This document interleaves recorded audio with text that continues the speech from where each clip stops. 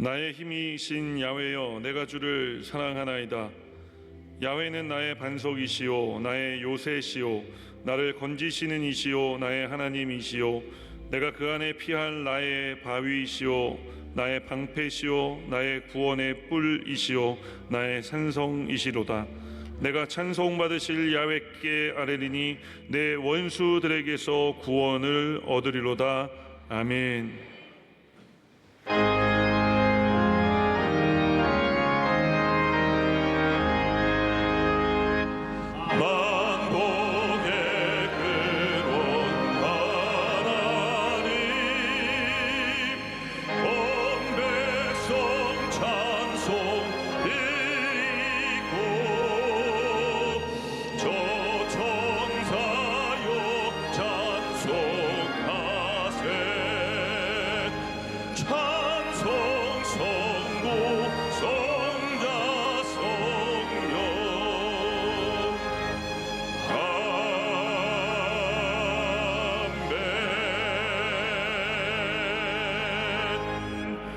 전능하사 천지를 만드신 하나님 아버지를 내가 믿사오며 그 외아들 우리 주 예수 그리스도를 믿사오니 이는 성령으로 잉태하사 동정녀 마리아에게 나시고 본디오 빌라도에게 고난을 받으사 십자가에 못 박혀 죽으시고 장사한 지 사흘 만에 죽은 자 가운데서 다시 살아나시며 하늘에 오르사 전능하신 하나님 우편에 앉아 계시다가 저리로서 산자와 죽은 자를 심판하러 오시리라. 성령을 믿사오며 거룩한 공회와 성도가 서로 교통하는 것과 죄를 사하여 주시는 것과 몸이 다시 사는 것과 영원히 사는 것을 믿사옵나이다. 아멘.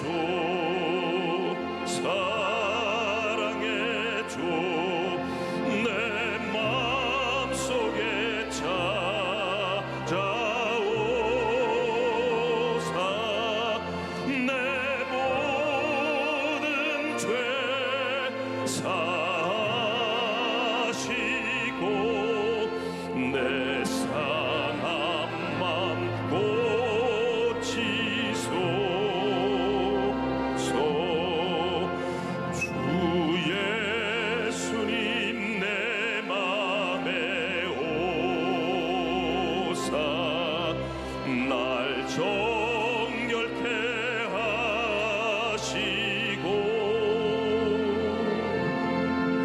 근혜를 내 맘에 채워 늘 충만케 하소서.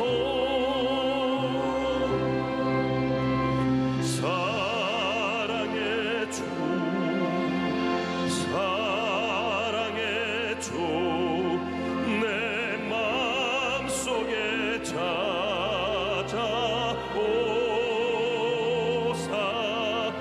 내 모든 죄 다 사시고 내 상한 맘 고치소서. 주 예수님 내 맘에 오사 내 길 인도하시고 주 성령을 내 맘에 채워 늘 충만케 하소서. 사랑의 주 사랑의 주 내 맘속에 찾아오사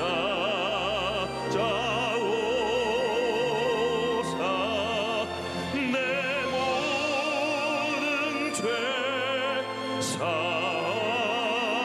사시고 내 상한 맘 고치소서.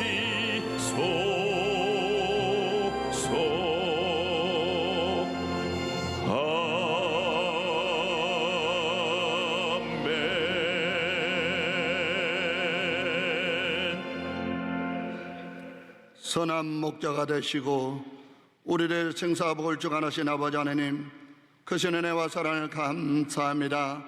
오늘은 거룩하고 복된 날이시고 하나님의 성전에 나와서 예배드리고 기도할 수 있도록 인도하신 하나님 감사합니다. 아버지, 지난 2주간 동안 아버지 12방지를 열게 하신 하나님 감사합니다.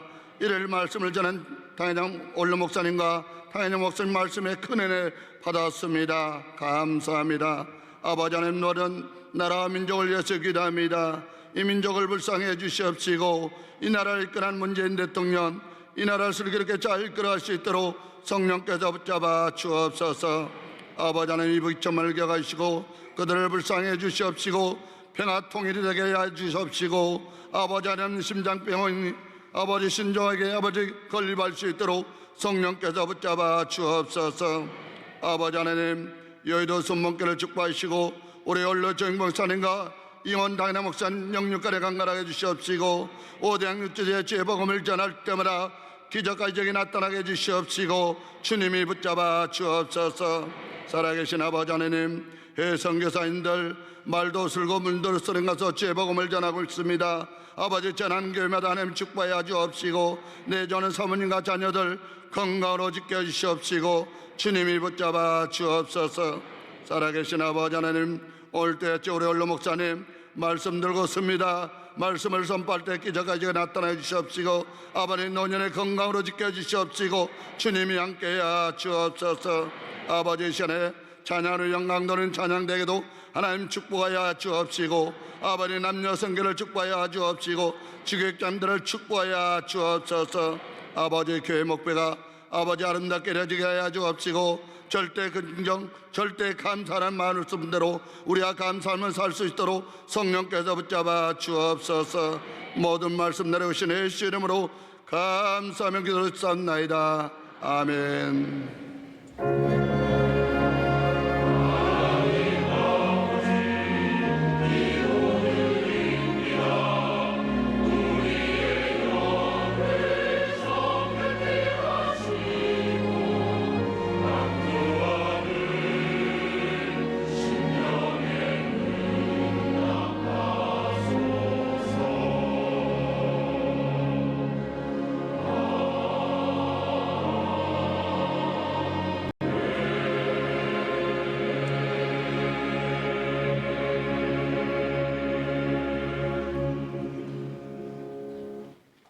오늘 은혜 받으실 말씀은 열왕기하 4장 1절에서 7절까지의 말씀입니다. 열왕기하 4장 1절에서 7절까지 말씀을 다 같이 봉독하겠습니다.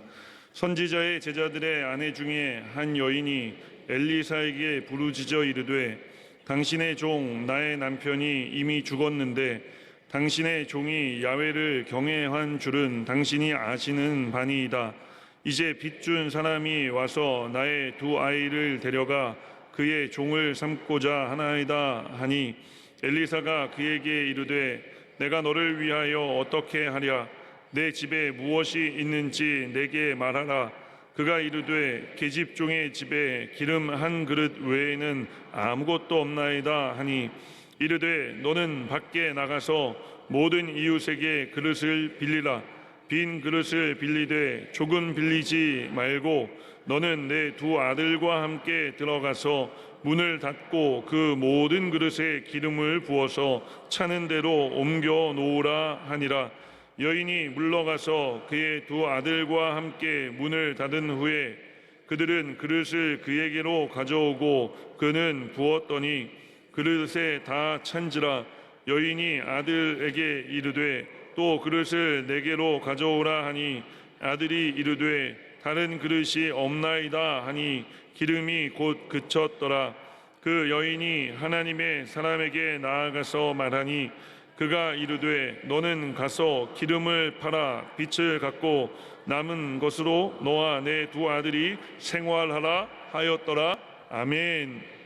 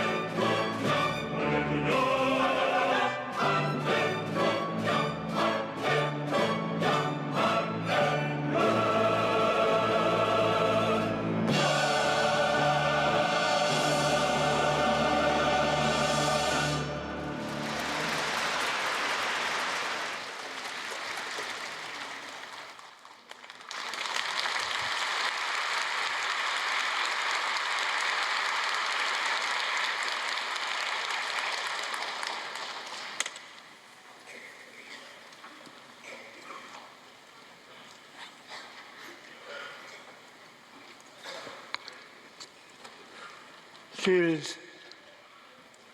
사부 예배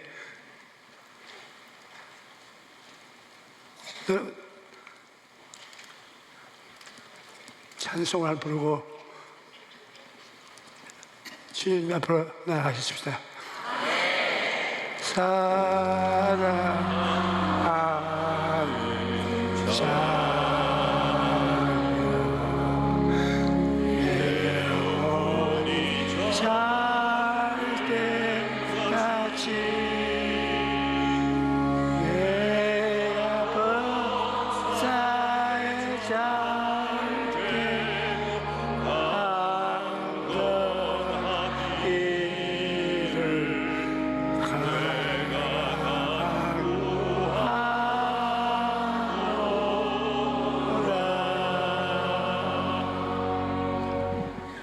인생을 살다 보면 갑작스러운 고난을 당할 때가 있습니다.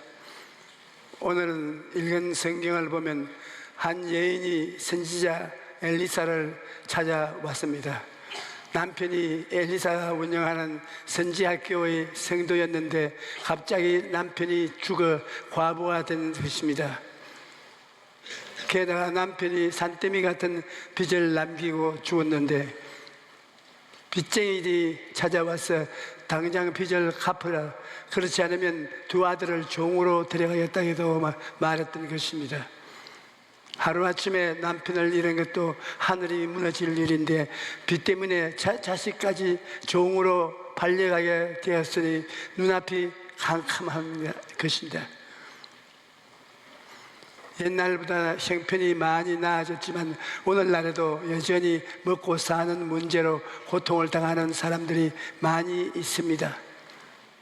가족 중 누가 아프기라도 하면 순식간에 병원비 때문에 가정 경제가 파탄나기도 하고 생활고 때문에 비관하거나 빚을 갚지 않는 극단적인 선택을 하고 사람들도 있습니다. 산다는 것이 참 쉽지가 않습니다.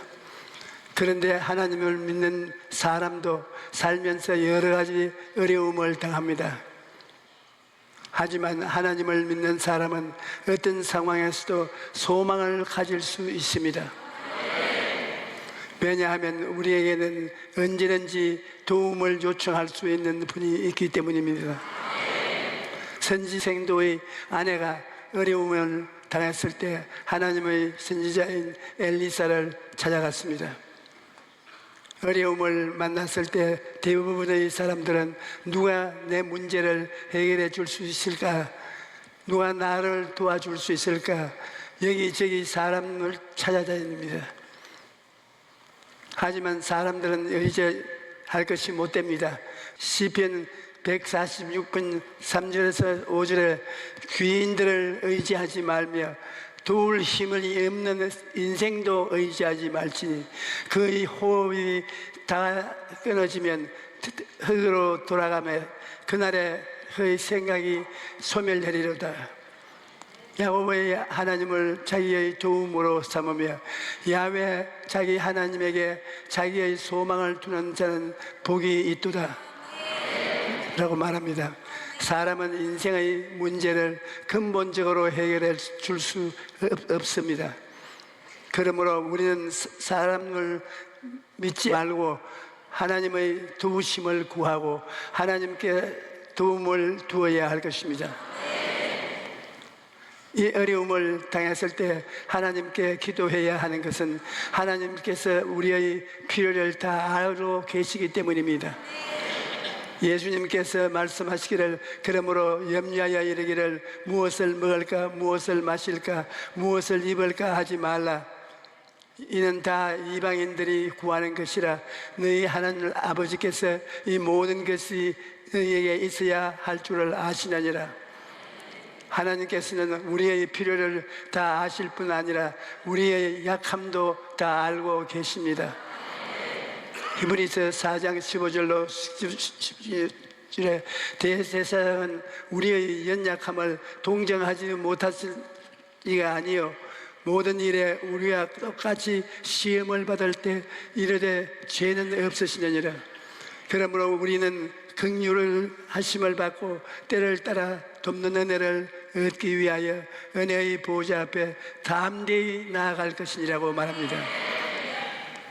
예수님은 완전한 사람으로 오셨기 때문에 우리의 배고픔과 피곤함과 연약함을 다 아시는 것입니다. 그러므로 우리는 언제든지 하나님 앞에 나아가 때를 따라 돕는 은혜를 구할 수 있습니다. 여러분, 하나님께 나아가 우리의 형편과 처지를 아뢰고 하나님의 도우심을 구할 수 있다는 것은 말로 다 할 수 없는 은혜입니다. 며칠 전 기쁨이라는 14살 소녀가 저에게 간증을 하고 싶다는 편지를 보내왔습니다.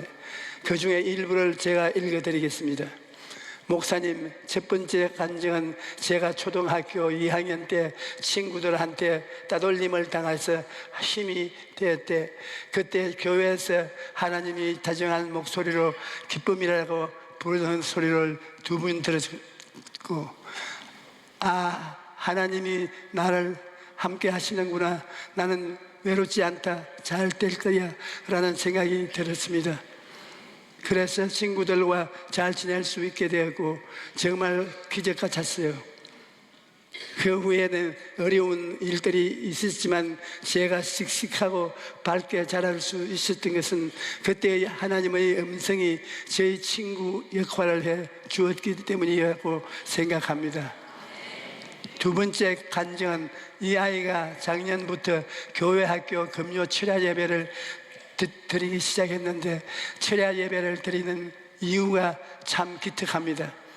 철야 예배를 한 주도 빠질 수 없는 이유가 통성기도 시간에 마음에 힘든 것들을 하나님께 다 말씀드려야 한 주일을 잘 견딜 수 있다는 것입니다. 이 아이가 하는 말이 목사님 편 기도하면 하나님께서 제 마음에 바꾸어 주세요. 하기 싫은 공부도 왜 해야 하는지 알려주시고 꿈을 주셔서 열심히 공부할 수 있게 해 주세요. 제가 보니 이 아이는 기도할 때까지 하나님께서 어떻게 응답해 주시는가 잘 아는 것입니다. 성도 여러분, 기도하면 하나님께서 먼저 우리의 마음을 변화시켜 주시고 그 변화된 마음을 따라 환경도 바꾸어 주시는 것입니다. 어려움을 당할 때 기도하면 하나님께서 응답해 주십니다. 인생의 막다른 골목을 만나면 사람들은 길이 없다고 말합니다. 그러나 하나님께서는 물이 없는 사막에 강을 내시고 길이 없는 광야에 길을 내어 주십니다. 찰스 스펄전 목사님은 인간의 마지막은 하나님의 시작이라고 말했습니다. 유명한 설교가인 템플 감독이 대학의 차플에서 초청을 받아 말씀을 전하였는데 설교가 끝난 후 한 청년이 와서 말을 걸었습니다. 목사님은 아직도 기도의 응답이라는 미신 같은 소리를 믿고 계십니까? 우연히 어떤 사건이 맞아 떨어진 것을 가지고 기도의 응답이라고 주장하는 것이 아닙니까? 그러자 템플 목사님이 이렇게 대답했습니다. 청년의 말대로 일리가 있네. 그런데 이상한 것은 기도하면은 우연히 생기고 기도를 안 하면 우연히 안 생기는 것이네. 기도하면 응답이 오기 때문에 나는 기도하는데 마음을 신다네. 여러분, 하나님께서는 우리가 기도하면 응답하시겠다고 약속하셨습니다. 에레미야 29장 12절 13절에 너희가 내게 부르짖으며 내게 와서 기도하면 내가 너희들의 기도를 들을 것이요 너희가 온 마음으로 나를 구하면 나를 구하는 것이요 나를 만나리라고 말씀하셨습니다. 어떤 사람은 하나님을 경외했던 선지생도의 가정에 어떻게 이런 일이 일어날 수 있느냐고 묻습니다. 하지만 우리가 알아야 할 것은 고난에는 하나님의 뜻이 있으며 하나님을 믿는 사람들에게는 고난조차 유익이 된다는 사실입니다. 저는 17살에 폐병으로 쓰러졌을 때 다른 애들은 다 건강한데 왜 내가 폐병에 걸려야 합니까? 늘 이런 질문을 했습니다. 그런데 세월이 흘러가서 지금 뒤 돌아보니 이제야 달의 대답이 됩니다. 저를 주의 종이 되게 하고 그렇게 주의 종이 되도록 병을 들게 했던 것입니다. 또 주의 종이 되고 나서는 늘 몸이 약했습니다. 그러나 이것 또한 하나님은 은혜를 주기 위해서 그렇게 했던 것입니다. 몸이 험악하니까 늘 기도하게 됩니다. 밤에 잠자다가도 일어나서 기도하고 새벽에도 일찍이 일어나 기도하고 늘 하나님을 간절히 찾게 되고 기도하게 됩니다. 성도 여러분, 어려움을 당할 때도 낙심하거나 절망하지 마십시오. 하나님께서 모든 일을 합하여 선을 이루실 것을 믿고 기도하십시오. 그러면 하나님께서 크고 놀라운 기적을 베풀어 주실 것입니다. 하나님의 응답을 받으려면 믿음의 순종이 필요합니다. 엘리사는 도움을 청하러 온 여인에게 내 집에 무엇이 있는지 내게 말하라고 합니다. 여인이 기름 한 그릇밖에 없다고 하자 엘리사는 이웃에게 가서 그릇을 많이 빌려다가 집에 있는 기름을 빌려온 그 그릇들에 부으라고 말하며 듣습니다. 인간적으로 생각으로는 이해가 힘들지만 이 여인은 엘리사의 말에 그대로 순종합니다. 그러자 빌려온 그릇이 다 찰 때까지 기름이 끊어지지 않는 기적이 일어났던 것입니다. 믿음의 입을 크게 벌려야 큰 기적을 체험할 수 있습니다. 이 여인은 하나님께서 엘리사를 통해 기적을 베푸신다는 것을 믿었습니다. 만약 기적을 믿고 기대하지 않았다면 그 그릇을 그렇게 많이 빌리지 않았을 것입니다. 두 아이들이 종으로 팔려갈지 그만큼 꽤 큰 돈을 빚진 사람인 것입니다. 그런데 그 빚을 다 갚고도 남을 만큼의 기름을 얻었다면 이 여인은 온 동네 집집마다 다니면서 그릇이라는 그릇은 다 빌렸던 것입니다. 물질적인 것이든 영적인 것이든 그릇을 준비한 만큼 받은 것이 아닙니다. 그러므로 우리는 믿음의 입을 넓게 열어야 됩니다. 하나님께서는 기적을 베푸실 때 우리에게 무엇이 있는가를 묻습니다. 엘리사는 그 여인에게 내 집에 무엇이 있는지 내게 말하라. 그리고 여인이 가지고 있던 기름을 사용하여 기적을 행했던 것입니다. 그렇다면 오늘 여러분 저에게 있는 것은 무엇입니까? 우리에게 예수님이 이름이 있는 것을 알아야 됩니다. 하나님께서는 우리 안에 있는 예수님의 이름을 가지고 기적을 베푸시는 것입니다. 제가 천막교회에서 목회할 때 서울역에서 구걸하던 안진병이 소년이 찾아왔는데 몸 상태를 보니 도저히 일어날 수 없을 만큼 심각한 상태였습니다. 그런데 그때 제 마음속에 주님의 음성이 들려왔습니다. 베드로는 이것을 내게 주노라 하고 말을 했습니다. 조용기 전도사여, 그렇다면 내 안에 있는 것은 무엇이냐? 이 말을 듣고 저는 내 안에 무엇이 있는지 곰곰이 생각해 보았습니다. 하지만 딱 뭐라고 대답할 수가 없었습니다. 그런데 5시간 이상을 맨바닥에 무릎을 꿇고 엎드려 그 소년을 위하여 간절히 부르짖어 기도했습니다. 갑자기 마음속에 하나님은 기적의 하나님이시다 라는 믿음이 마음에 생겨났습니다. 그리고 믿음이 점점 커지더니 하나님이 함께 하시면 손가락을 지구를 밀 수 있는 것을 같은 큰 믿음이 생긴 것입니다. 그래서 한쪽 구석에서 꾸벅꾸벅 졸고 있는 소년에게 다가가서 나사렛 예수의 이름으로 일어나 걸으라 라고 외쳤습니다. 그리고는 나도 모르게 눈을 감아 버렸습니다. 그런데 박수 소리에 눈이 떠보니 그 소년이 울면서 천막교회 안을 뛰어다니고 있는 것이었습니다.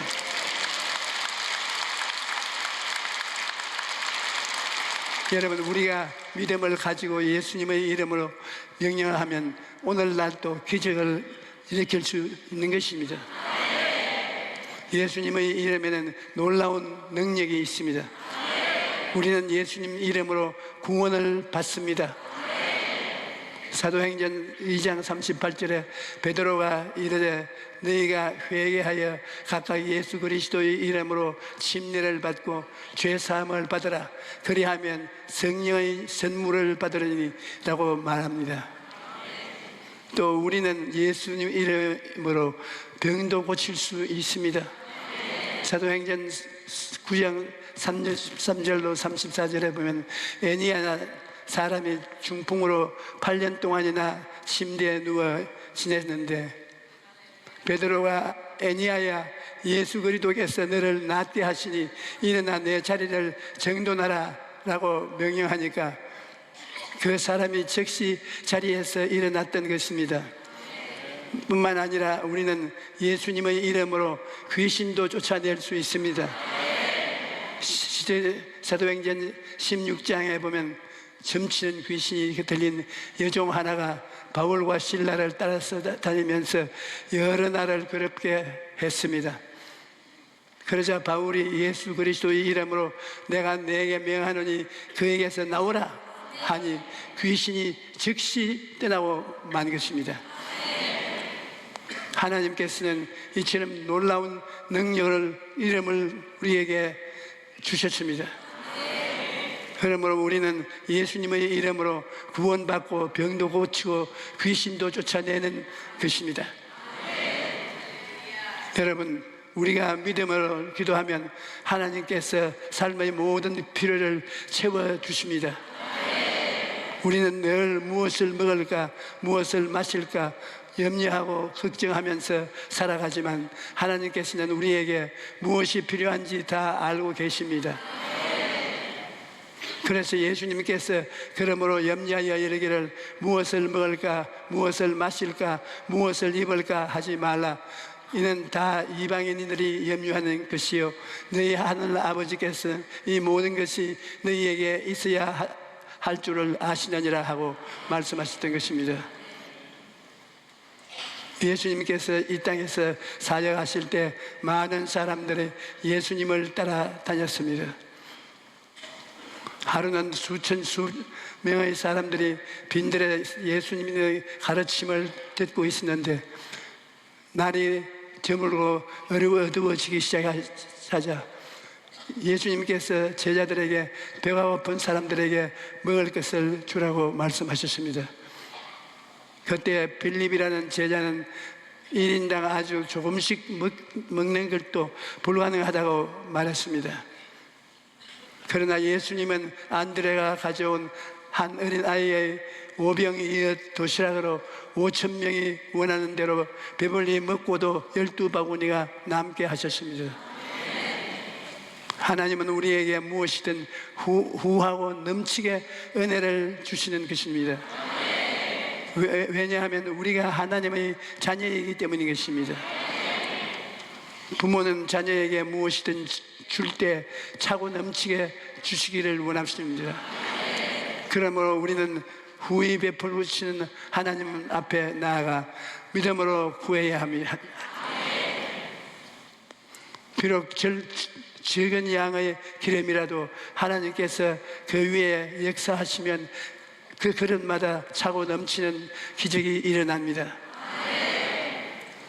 또 떡 5개, 물고기 2마리라도 주님께서 역사하시면 수천 명을 먹이고도 남을 만큼 풍성한 기적이 일어나는 것입니다. 오늘날 너도 나도 부족한 것 많다고 하소연을 합니다. 며칠 전 발표에 따르면 우리나라 국민 1인당이 4천만 원이라고 합니다. 아무리 수고하고 애를 써도 빚진 인생을 살아가고 있는 것입니다. 그렇다면 돈이 많으면 괜찮은가요? 그렇지 않습니다. 돈이 많아도 여전히 부족한 인생인 것입니다. 먹고 사는 문제가 해결되었다고 해서 그 인생이 채워지는 것은 아닙니다. 사람은 예수님을 만나지 못하면 아무리 수고해도 밑빠진 물붓기로 채워지지 않는 인생이 우리의 인생인 것입니다. 그래서 누구든지 예수님을 믿고 구주로 모시면 텅 빈 마음에 채워지고 그 인생도 예수님이 주시는 오중복음과 삼중축복으로 채워지는 것입니다. 옛날에 어떤 분이 사업을 하다가 큰 빚을 지고 죽으려고 하다가 우리 교회 성도님의 전도로 받고 교회에 나왔어요. 늘 술에 취해서 가족들을 괴롭히던 그는 예수님을 만나고 마음속에 희망이 생기자 사람이 완전히 변해버렸습니다. 채권자들을 피해 도망다니던 사람이 채권자들을 일일이 찾아다니면서 사과를 하고 반드시 제기해서 빚을 갚겠다고 약속하니까 채권자들이 감동해서 그를 도와주기 시작했습니다.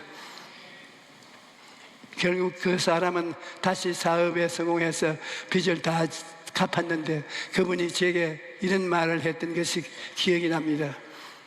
목사님, 빚을 지고 자살밖에는 아무 방법이 없다고 생각했는데 예수님을 만나고 나니까 희망이 생겼습니다. 그래서 그 희망 때문에 제가 오늘날까지 살아올 수 있었던 것입니다. 목사님은 열심히 다니시면서 소망을 심으십시오. 그러면 몇십억의 자본을 제공받는 것보다 낫습니다. 그렇습니다. 인생이 당하는 모든 문제의 답은 예수님의 십자가에 있는 것입니다. 성도 여러분, 여러분의 한 해 어떤 어려움을 만난다 해도 낙심하지 마십시오. 좋은 하나님을 믿고 기도하면 하나님께서 여러분의 기능을 마음에 채워주실 것입니다.